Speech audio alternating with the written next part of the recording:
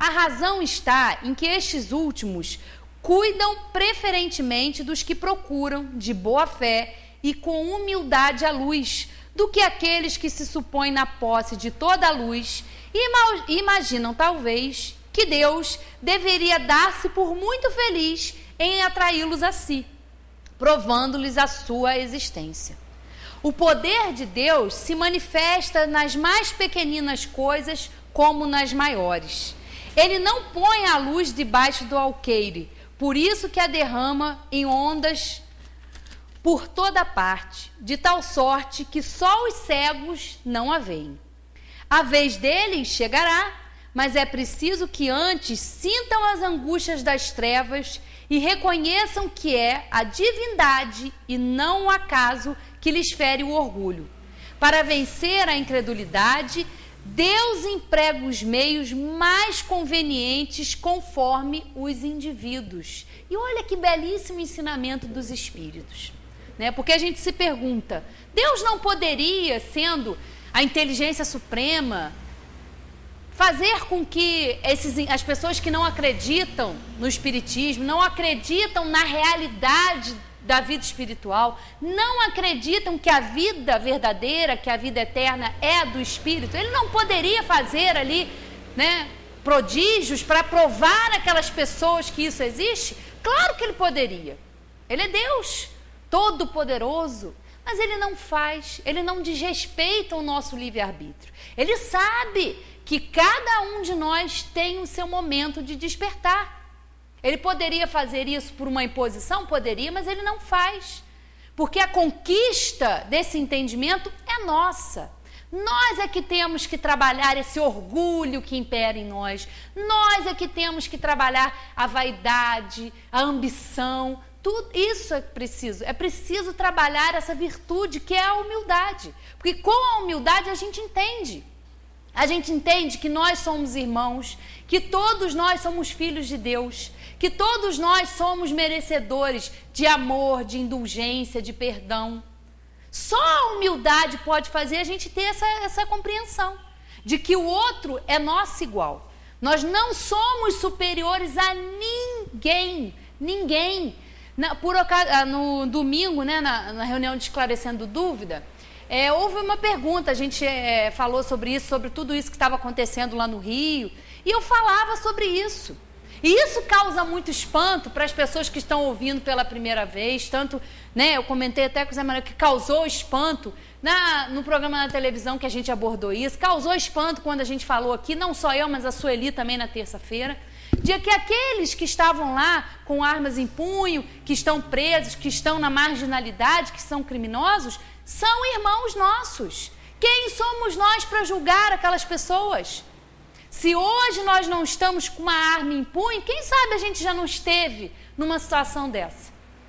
A nossa tarefa como espírita, como cristão, é orar por aqueles irmãos, sim, para que eles se arrependam, para que eles tenham a oportunidade de reparação. E isso só a reencarnação explica. Não há outras pessoas fazem às vezes uma ginástica mental, querem entender, explicar, mas não tem explicação. A única explicação é através da reencarnação. São irmãos nossos que estão aí envolvidos, não só aqueles irmãos, mas do outro lado também os usuários. Tantos irmãos nossos estão aí, né, nessa dificuldade dos vícios. Não só as drogas, mas as drogas socializadas também. O fumo, a bebida, que são drogas também, que causam uma devastação na vida das pessoas, na vida das famílias, e é socializado. É bonito para o jovem sair para a balada e beber, sair embriagado, matar os outros. É preciso a gente prestar atenção nessas coisas, no que acontece dentro do nosso núcleo familiar, do que a bebida faz, do que a bebida causa. Porque a gente fala drogas ilícitas, mas o álcool e o fumo também são drogas, também causam vício, também impedem o desenvolvimento da inteligência do espírito, também é um problema muito sério, um problema social. Então são vários aspectos que nós temos que abordar. É muito fácil para nós julgar, é muito fácil para muitas pessoas e para nós também, que às vezes passamos esses pensamentos. infelizmente passam pela nossa cabeça, que tem hora que a gente acha que tinha que ter pena de morte, que a pena de morte vai resolver. A pena de morte é uma solução para quem acredita numa vida só, porque acha que matando aquele corpo ali vai eliminar aquele indivíduo. E nós sabemos que não é assim que acontece. Esses irmãos que são mortos perdem seus corpos, mas os seus espíritos vão continuar ignorantes, vão continuar à margem do entendimento do amor, do entendimento do que é o bem, do que é fazer a coisa certa. Eles vão continuar no mundo espiritual, à margem, criminalizados, alimentando ódio, alimentando os encarnados que continuam com seus vícios. Por que é tão difícil nós livrarmos-nos dos nossos hábitos, né? Da bebida, do fumo, das drogas? Porque nós temos muitos irmãos desencarnados que querem continuar no vício. Então, às vezes, a pessoa tem um propósito de, eu vou parar de beber, eu vou parar de fumar, eu vou parar de usar droga, mas é difícil para ele, porque ele às vezes não consegue, porque ele não está sozinho, não.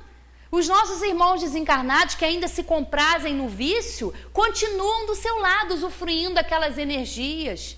Então, é preciso todo um trabalho de desenvolvimento daquele espírito encarnado, com muita oração, com muitos pedidos, para que aquele irmão desencarnado que gosta disso, que se compraz ainda com isso, se desligue disso. Muitos desencarnam e não têm esse esclarecimento de quem nós somos, que somos espíritos. Foi sempre ensinado para nós, para a maioria das pessoas, que a morte é o fim. E esses irmãos desencarnam, se encontram ainda com essas tendências viciosas, se encontram ainda com sentimentos inferiores. Por que isso acontece? Morreu, não acabou? Não acabou. Tudo isso é profundo. A base do entendimento é a reencarnação.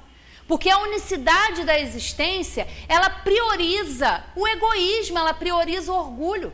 Porque se a pessoa entende que ela está aqui uma única vez, ela quer aproveitar tudo que a vida pode oferecer, mesmo que ela tenha que passar por cima do outro, mesmo que ela tenha que dar vazão aí aos seus instintos e às suas paixões inferiores. Agora, quando nós compreendemos que nós somos espíritos, que estamos encarnados aqui e que vamos continuar o nosso desenvolvimento, aí a coisa muda de figura. Nem que por um primeiro momento seja por medo, que a gente haja por medo. Eu não vou fazer isso não, que se eu fizer, eu estou arrumando encrenca. Toda ação tem reação. Se nós não colhemos a reação nessa existência, nós vamos colher em outra, certamente. Então é importante entender isso. A reencarnação, ela equilibra. É um processo educativo grandioso, claro, que criado pela inteligência suprema, pela causa primária de todas as coisas, porque nos iguala. Ninguém é melhor do que ninguém.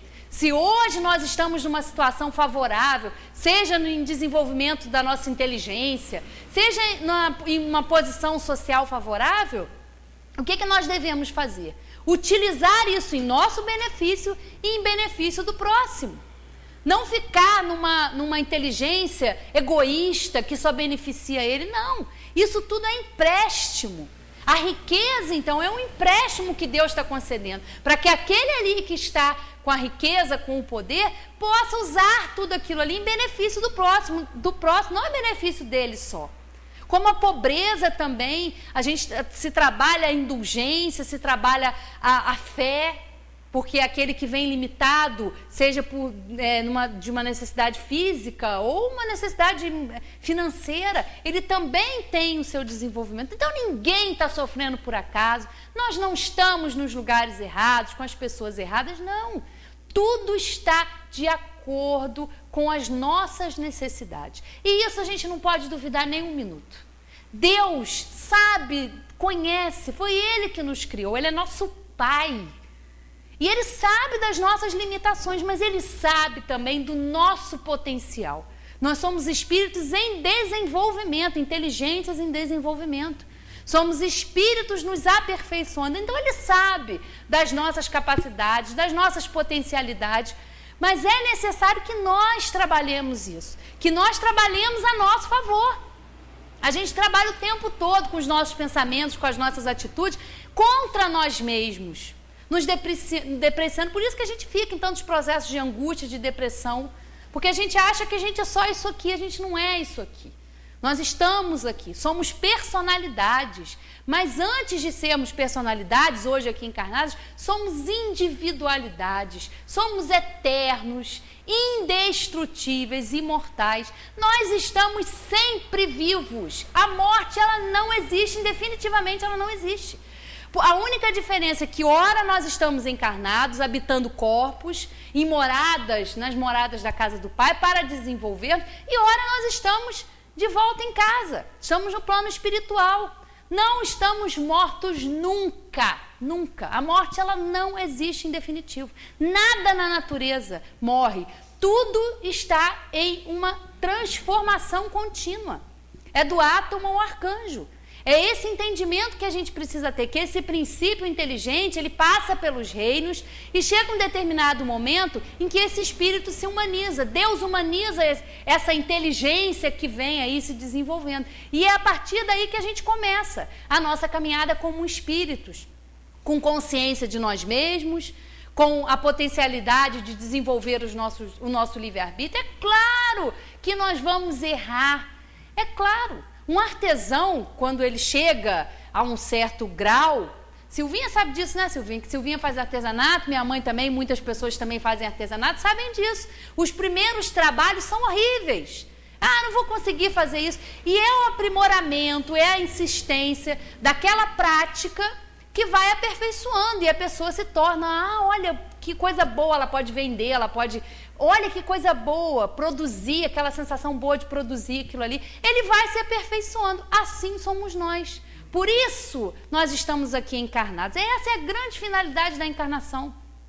Não é ficar olhando a vida do outro, não é ficar julgando o vizinho, não é ficar querendo ganhar na loteria, não é querendo ficar de olho no carro do vizinho. Não é para nada disso. Nada, nada disso. Nós estamos aqui no contexto que é apropriado a cada um de nós, para desenvolver a nossa inteligência e desenvolver a nossa moralidade. É no convívio, difícil muitas vezes, dentro do nosso ambiente familiar, dentro do nosso ambiente de trabalho, dentro da casa espírita, porque nós não estamos livres. Onde há dois seres humanos convivendo, há confusão, há atrito, não é diferente, né? Nas igrejas, no centro espírita, é claro que não é diferente.